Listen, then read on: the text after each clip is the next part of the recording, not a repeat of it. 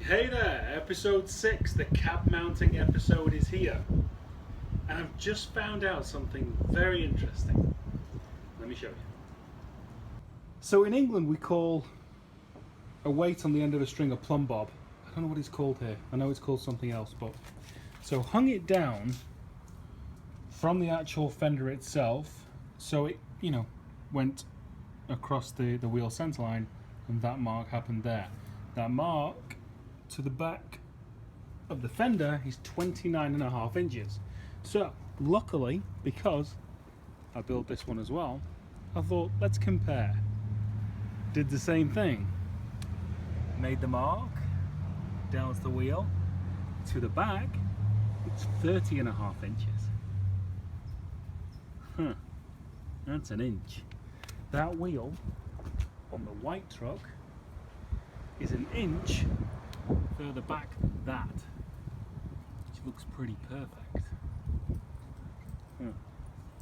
Okay. Interesting discovery on this frustrating day. When modifying, you have to modify the front mount because the hole's in the wrong place. Modify that hole. Don't modify that hole like I did, because when you do, you can't get access to the bottom of it. It looks pretty direct there, but it's not. You can't get any access to put a nut on and tighten it down from the back. So I'm going to weld that hole back up, re-drill the original hole, and then I will drill this hole. Well, I'll open this hole up kind of 5mm this way and 5mm forward, because I want the cab to sit back slightly further. So I'll open it up 5mm forward and 5mm to the exterior. These front cab mounts that seemed so simple but caused me such heartache. So, holes that I'm not using, I've welded up because I didn't really see any reason to keep them open and give it more strength, whatever. And of course yesterday you saw that I welded up the right hole, drilled the wrong hole, so I had to weld up the wrong hole and re-drill the right hole, which is that pilot hole that you see there. And you see the other one as well. I've just welded a strip of metal across, so at least I've got a pilot center for the 1.5 inch hole saw that I've got here, because the shoulder width of the LMC truck front truck mount is 1.5 inch. So 1.5 inch hole saw there.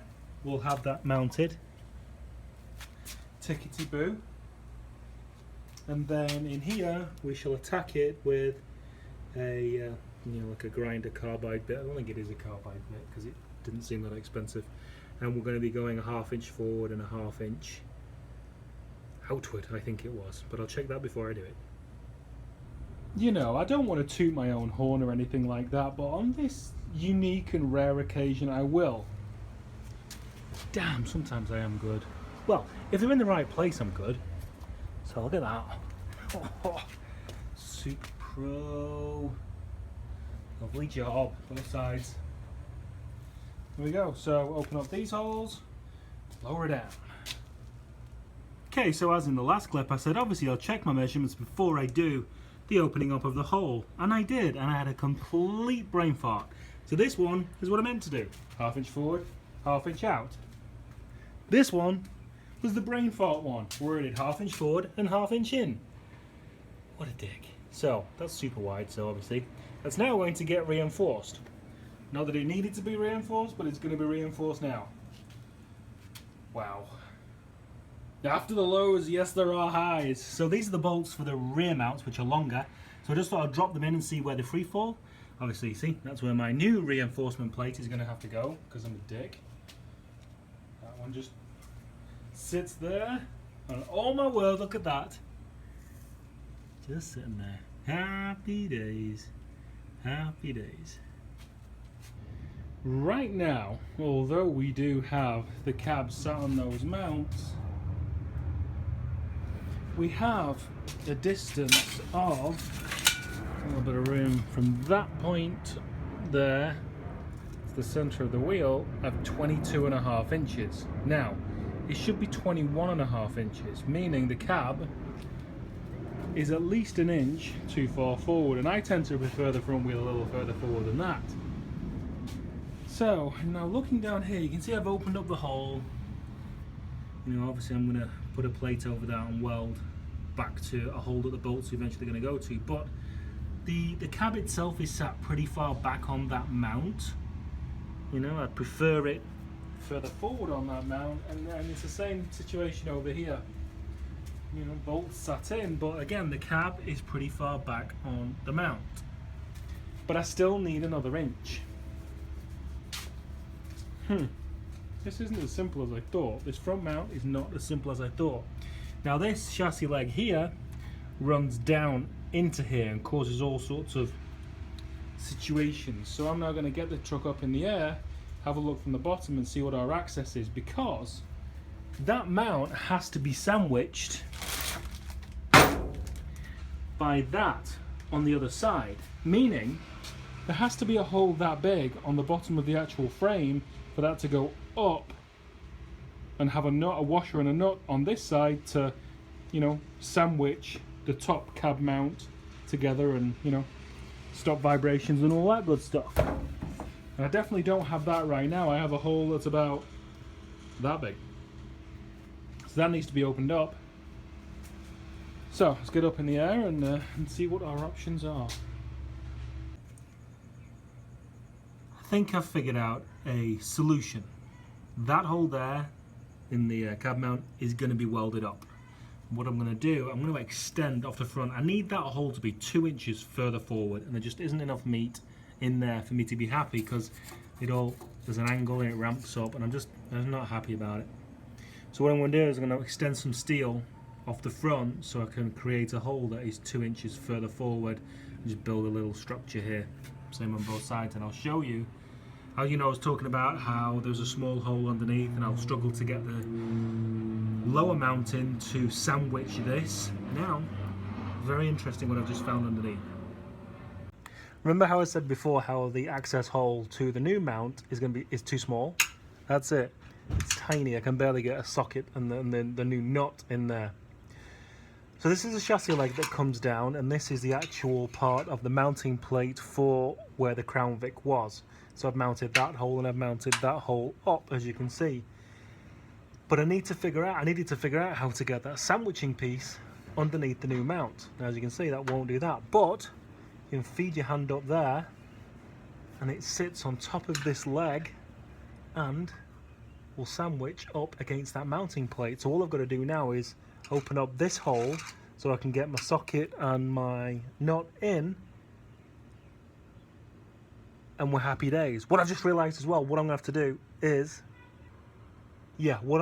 is, the top of this chassis leg, which, you know, runs down and I can get my hand on top of, I'm going to have to open up to the same 3-inch hole so that the nut and the washer goes through and clamps the two mounts together on this mounting plate and is completely independent of the chassis leg. There you go. Doesn't get much more confusing than that.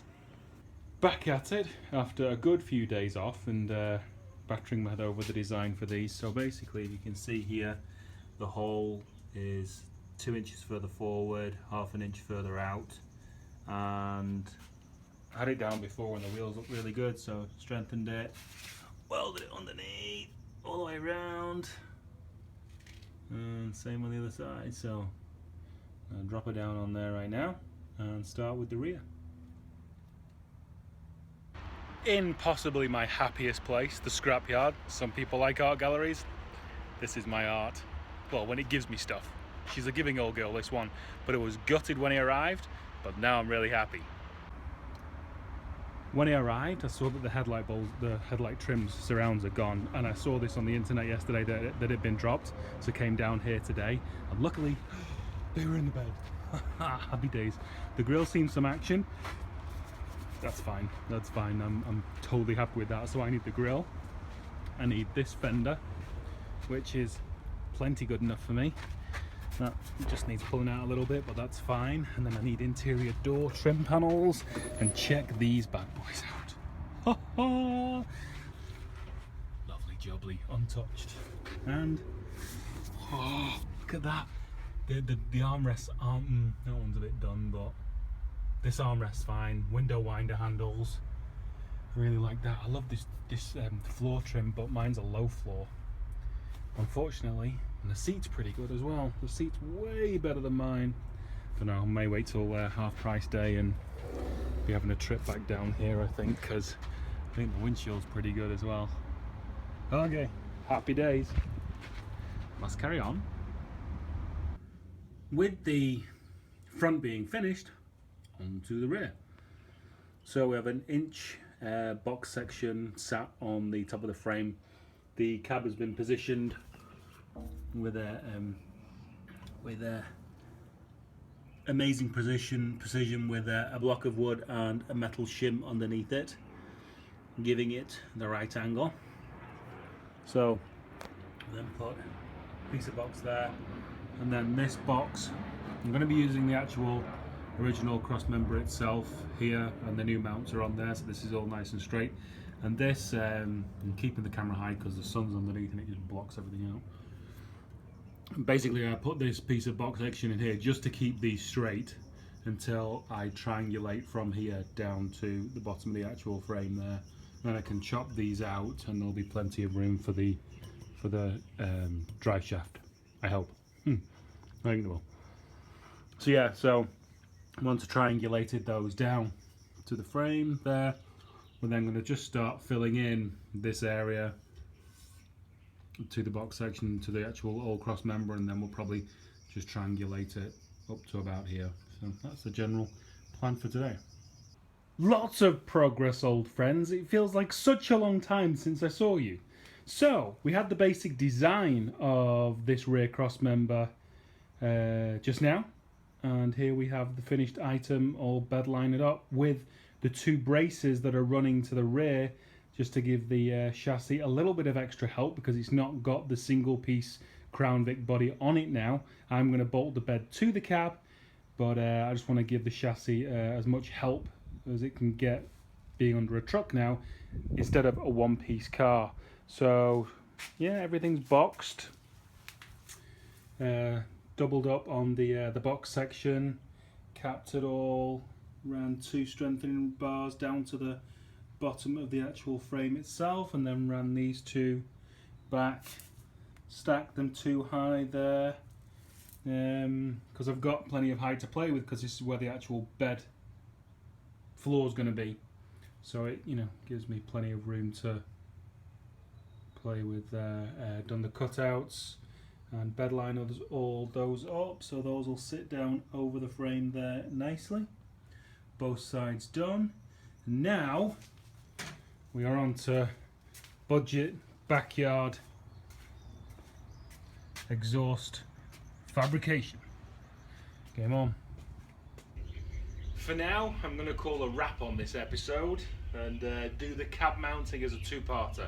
Got a few more things to do underneath, and the exhaust is going to be in the next one as well. So thanks for watching. Catch you next time.